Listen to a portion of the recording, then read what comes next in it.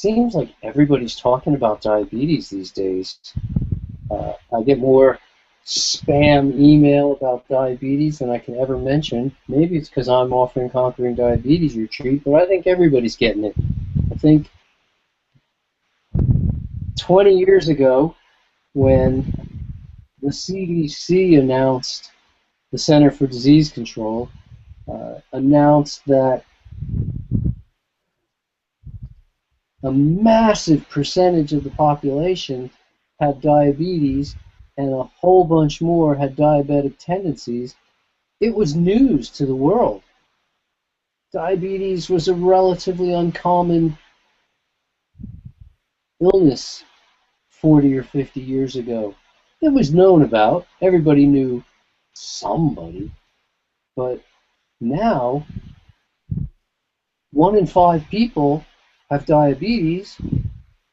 The Center for Disease Control says that if we just keep doing what we are doing, that at least half the population of the United States will have diabetes within the next 25 years or so.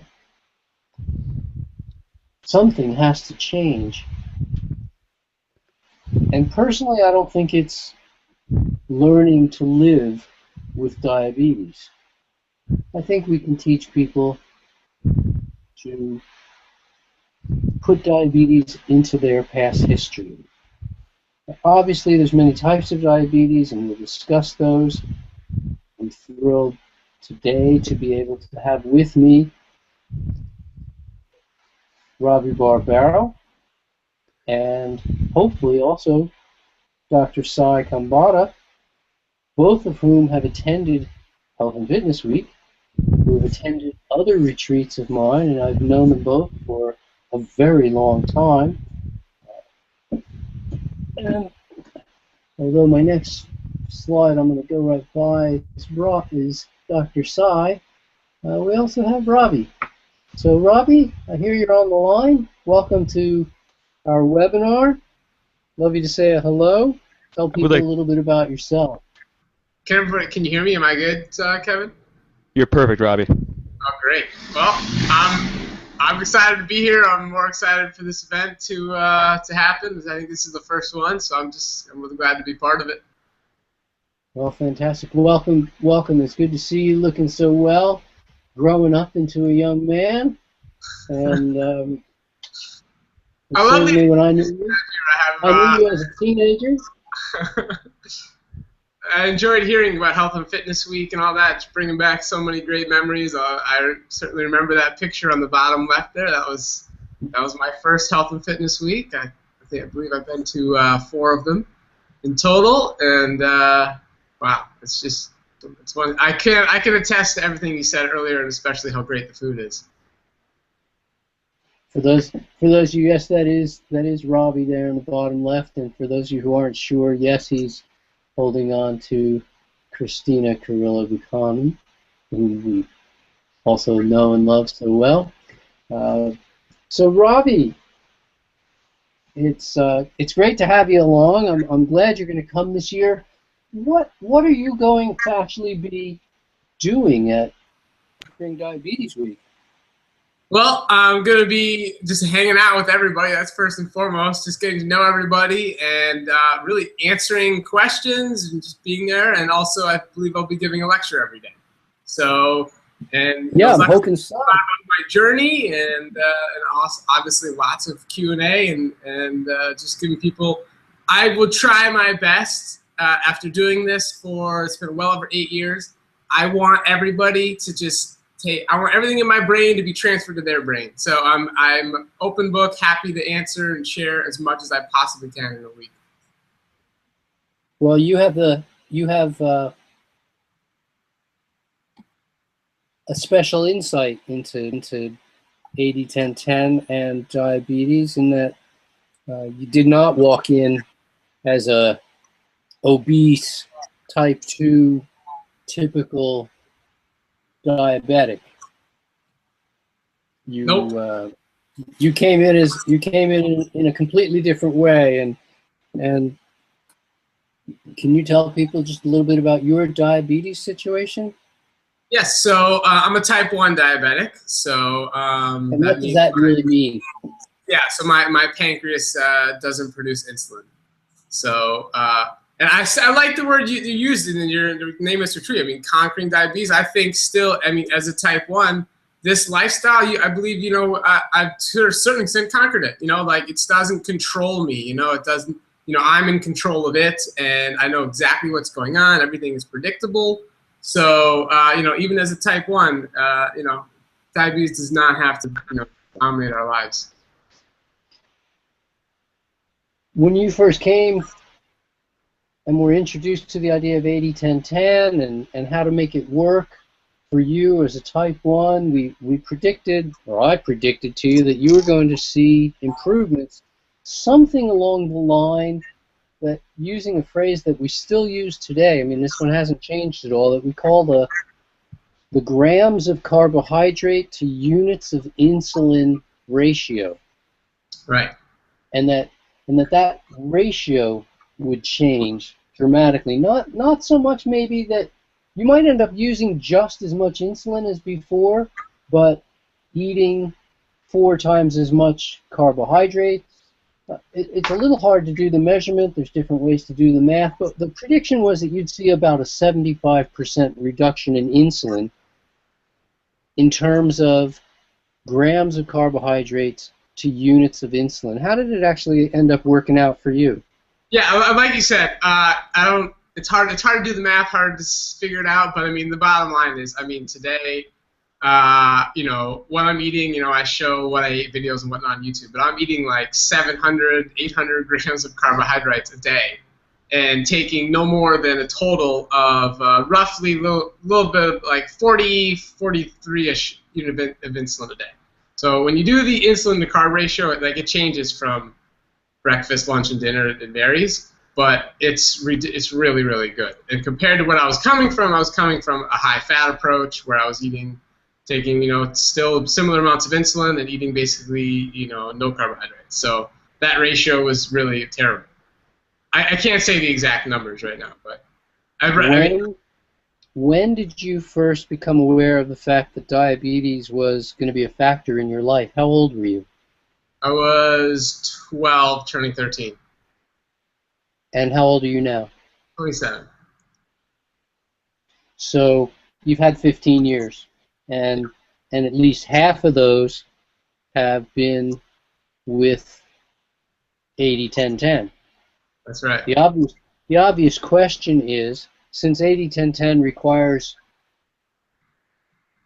a certain level of awareness, a certain level of effort, a certain level of preparation, planning, things of this sort, it socially can be challenging for some people. Others find it to be a social advantage, but socially some people look at it as a challenge. And so the obvious question becomes, is it worth it in your mind? Or, which to me is a stupid question, because obviously it's worth it or you wouldn't still be doing it. Sure. So instead I'll say, why is it worth it to you to keep doing it? Yeah, I mean, it's hard to, like, you just want, I love these events because you get to experience it. It's hard to just put it into words, but I mean, the taste and the flavor to sit down and enjoy every single meal as much as I do right now. Whereas, you know, in the past, people are telling diabetics, you know, don't eat carbohydrates, you have to eat this, you have to eat that. It's like there's this restriction mindset, and you just don't really enjoy food that much. You're trying to find, you know, weird ways to enjoy your food. Where with this diet, it's so simple, it's so easy, and it just, the taste is incredible. I mean, you can explain a lot better than me, but the whole science behind, you know, just eating less, all the carbohydrates your body needs. I mean, everything, your brain functions better, everything physically functions better, you're just a happier person, you're more productive at work. I mean, it's just, I don't know, I don't, like you said, it's almost a silly question, but I mean, it's 100% worth it. And it's not that hard. Once you get into the systems and figure it out, it just becomes part of life. And as a type 1 diabetic, you know, you just you got to do it no matter what. So why not just do it with the best foods? Why not do it with the best foods? I'm going to have a hard time explaining why not do it with the best foods, the most delicious foods. I had a relative who was a diabetic when I was a kid, and he just wasn't allowed to eat sweets. And I think of him every now and then and just go, oh, how sad when I'm eating sweet and juicy at meal after meal after meal. And I guess maybe when your food options get taken away from you, that's when you first start to really appreciate how much you enjoy being able to eat what you want to eat. Do you find there's food, Robbie, now that you want to eat that you just know you can't? No. Honestly, like, I mean, I crave, epic mangoes and peaches and stone fruit and all that stuff. I mean, I'm not missing out on anything. And like you said, every meal is like super sweet and juicy and delicious. And on this diet, like, you can also have savory meals once you learn how to do it. I mean, I was at your culinary week one time, and the amount of like fun, amazing things you can do with just fruits and vegetables is incredible. It really is. And of course, as I'm showing these photos, we got to get to the question of fitness. How has doing 80-10-10 as a diabetic, how has that affected your fitness? Has it been a problem? Well, it certainly gives you the energy to get out there and do stuff. So it's been nothing but a good thing for my fitness. But I mean, I must say, like, I think activity and fitness, it's very important, and it's got to be fun. But I mean, honestly, like, just doing the diet properly and a little bit of activity, that in and of itself is enough to, master the diabetes. But the rest is just fun. Do you feel like you have to be neurotic about the whole thing and really be totally, like, you can't think about anything else except trying to overcome your diabetes? Absolutely not. It's kind of like in the back of my mind. Well, anyway, other times I think about it now these days is to try and show people things. But other than that, I wouldn't. You don't really think about it. You just do it. Yes, that's all raw. So, give me an idea. If you were to say, typically nowadays, how high your insulin gets, or how high your blood sugar gets, sorry, when it's just like, whoo, it really got high, and how low it gets when you go, oh my goodness, I didn't mean for it to get that low. What would you say are your biggest swings these days? Yeah, I mean, as a type 1 diabetic, it's part of the game. Sometimes you make mistakes. So Sure. I'm not going to say that because I'm doing this diet, all of a sudden I completely avoid those situations, because I don't. So I could see a blood sugar in the 300s or something. But the key trick is that I know exactly why. Like in the past, when you're doing a diet, you don't really understand some of the principles around diet anyway. You don't even understand the connection between fat and all that stuff. The diabetes community will say, oh, you got a high blood sugar, and it's just because there's so many factors, and you can't figure it out. You don't really know. But in this case, like, every time it's off, I'll know. Like, okay, I know exactly where I made the mistake. And so I mean, I'll see some high blood sugars, but it's totally in my control. I'm totally got it dialed in. As long as I know the carbs, I know the insulin to carb ratio. It's very, very rare that I would let it get above 150, 160 or so, which I think is actually normal. Most people, you eat, your blood sugar is going to go up, it's going to come down. That's fine. So Sure. you get low blood sugars on this program as well. But then that's, again, you're completely in control. You can dial it in a little bit. Some people, Dr. McDougall's son is a big fan of actually having people run their blood sugar a little bit higher. But again, you're totally in control of it. So you get to decide when you're having a low-fat diet, you truly, truly are in control of your blood sugar. I can't emphasize that enough. It might be hard to remember, but can you go back to pre-80-10-10 and compare the numbers you see now? Would you say overall you're more stable than you were back then? I would definitely say more stable. Yep, no doubt. I mean, it's hard to know. It's not like I have graphs or something to show that, but Intuitively, yes, I really truly feel in complete control, and I'm eating all these carbs, and I'm eating, the foods I love. It's a good feeling.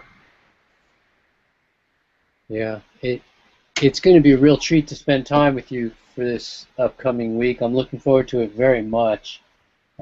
You're good with people, Robbie, and I'm glad we've got you in the role that you are, and I look forward to hearing your insights. I know you've learned a few things about how to really stabilize on 80-10-10, and well, as a diabetic, to keep yourself as close to in line with the blood sugar range that you want to be, and that comes with some experience. You have to make a few mistakes, you have to make a few errors, and then you learn the tricks. And to be willing to share that with people, I just think it's really huge, Robbie, and I appreciate that no end.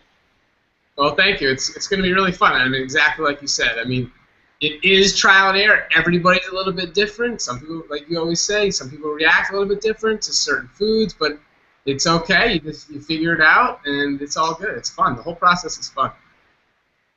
Well, what is Conquering Diabetes? Conquering Diabetes is a retreat we're going to run in Sedro-Woolley, Washington for a week in September. We're orienting the entire thing to the 80-10-10 lifestyle, but gearing the food, the fitness, and the lectures, and of course all the social time as well, to help people get into a situation. If you know someone with diabetes, if you're caretaking someone with diabetes, if you're the person with diabetes, you want to get them into a healthier situation, or you want to get to a point where diabetes becomes part of your past. Everything about this entire Conquering Diabetes week is going to be focused on helping you master and control what's going on, from when to eat which foods, from when to do what type of exercises, how and when to take insulin in order to get the best effects, to how much of a role sleep and exercise and even your thought process make in affecting your blood sugar levels. We're going to have some of the world's best experienced people to share with us what they've done, as well as my experiences on how to create optimum results.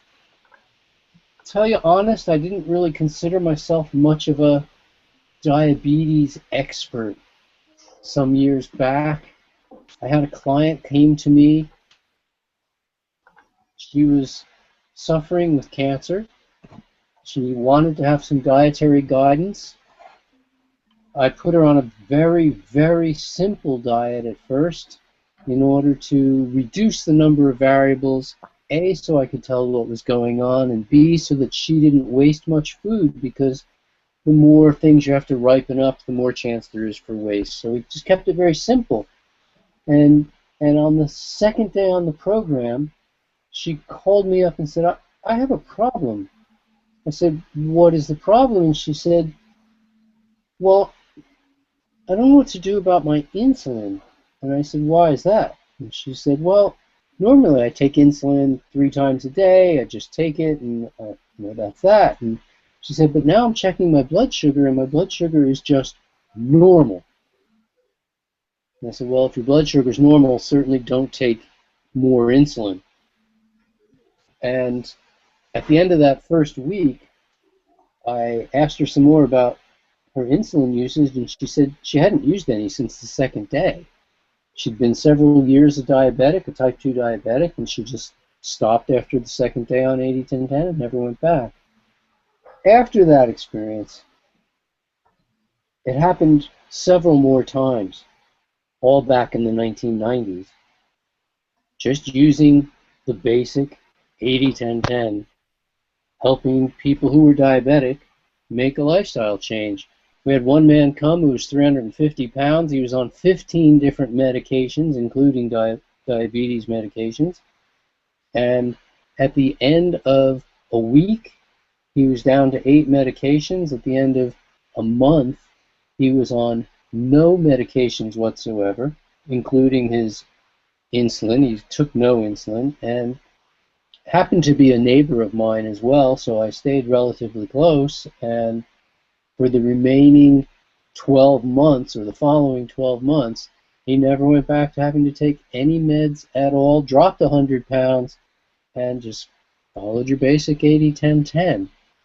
Over the years since then, we've learned how to customize 80-10-10 to even more appropriately match the needs of someone who suffers with diabetes, so that they can experience the optimum results, learn which foods are the ones that maybe are the most difficult to predict results for them, and what other factors in their life seems to make the biggest difference.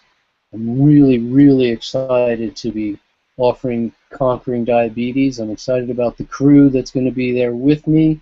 We will have a maximum of 12 to 16 guests being cared for by at least as many staff members. We'll have our crew just rocking the boat, offering fantastic food coming out of the kitchen with Chef Alicia Ojeda, a classically trained chef who's been in the business for more than 20 years and has worked with groups as large as 1,400 for whom she had to make breakfast, lunch, and dinner every day. She knows how to chef and how to run a kitchen. So for me, I just couldn't be more excited about being able to help people overcome a problem that they can completely overcome. And I know, Robbie, you feel the same way about that, that there's a real excitement in being able to help people get well and take control of their own health. Yeah, absolutely. Absolutely. I love all these pictures. Kevin, any closing thoughts on your part? My only closing remark in this is I have full faith and confidence in the both of you leading this, as well with Dr. Khambatta. I've got the pleasure of seeing and working. I haven't worked with any diabetics myself, but I've seen Dr. Graham work with diabetics and see the fantastic results. I've had the pleasure of meeting Robbie, and he's a real live living testimony as well. So if you're diabetic and you don't have your blood sugar under control, I would be hard pressed to find reasons why you wouldn't want to put yourself under these fantastic men's care. Robbie, any final thoughts about the right there in person. That's the fun part of it all. That's the one thing about diabetes versus a lot of other diseases. You get feedback right away. It's a really, really good impact. I think a lot's going to happen in 5 days of eating this food. How many is it? 5 days or 7 days? It's a 6-day event. 6 days. 6 days of eating this food is going to make, it's going to be dramatic. If you're already off your medication, whatever, if you've already got it under control, it's just going to be a party. It's going to be a celebration, and we'll talk, and we'll hang out, we'll go a little deeper, learn a little more about it. Even if you're a former diabetic, it's still fun to know some of this stuff. Robbie, have you had any of our cinnamon buns? I did have one from Alicia. She made it when she was doing the filming for the BBC. Wonderful. Life is good, huh? I'll tell you what it is. The number of times I see things on people writing to me on social media and reading other comments, and they're just like, I can't eat that. They want to eat it. You want to eat the stuff that tastes good, but they have this mindset that they can't. It's just like, I'm telling you guys, don't miss out. Well, once again, Robbie, we'll see you in September at Conquering Diabetes Week. It's going to be a blast for the people who attend. We're going to help a lot of people. I'm looking forward to offering this fine service, watching people gain health while they gain the responsibility for their own health and learn the tools that are necessary so that they can put diabetes into their past. Well, this is our offer, folks. If you're interested to attend our Conquering Diabetes retreat and put an end to your woes with diabetes and start having wows, then we're making you an offer. And Kevin, please tell us about it. Well, Dr. Graham, as Robbie mentioned, not only will you get 6 days of immersion and really be able to get a result experientially within those 6 days of seeing your numbers improve and your energy improve and your health improve, you also get this fantastic value as well if you sign up by July 22nd, which is a fantastic support system for someone who's perhaps just changing their diet or perhaps wanting to refine their diet and adopt the 80-10-10 approach. This material will provide you hours and hours of information, and as we know from Dr. Graham, information really helps us in our motivation. It allows us to know more and more things about it. For instance, like smoking, we know so much about it that it becomes very easy to avoid it. And so the more we are armed with information, the more easy it is for us to stay motivated and continue living a consistent, healthy lifestyle. So sign up by July 22nd. You get the fantastic benefit of attending the retreat and also get this fantastic support material as well. We also offer payment plans. If you have any questions about Conquering Diabetes Retreat, if you know someone with diabetes, you are suffering yourself from diabetes, or in any way we can help you attend our Conquering Diabetes Retreat, please contact us through the website on Food and Sport, and we look forward to hearing from you and seeing you there.